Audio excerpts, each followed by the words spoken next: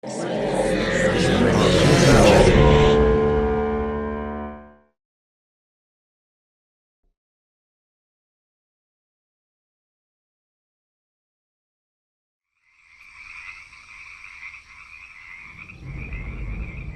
was 'n donker, donker nag.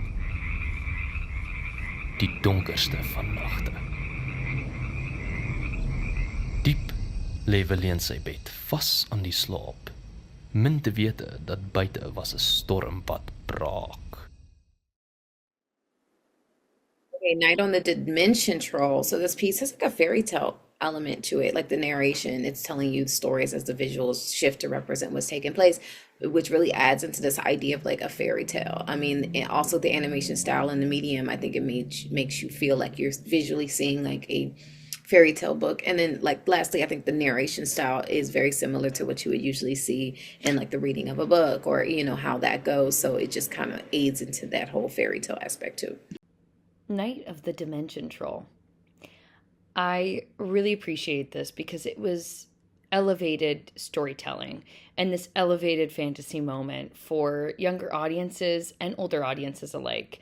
This is the kind of piece where the parents watching along and says, sick. What incredible world building. And it had that actual feeling of threat, of anticipation, as opposed to being watered down like so many other animated pieces. It was just really smart world building. It was immersive, extensive, and I really appreciate the animation to liken it to a picture book. And it felt like story time, the flights of fancy that we were afforded when we were younger, but have slowly drifted away as we become quote unquote adults. I thought the sound design was great for building that suspense as well. And yeah, I thought this was a really effective piece. I really enjoyed this one. Just a kind of cool story I'd never heard, told in its presumably original tongue, which I think was great.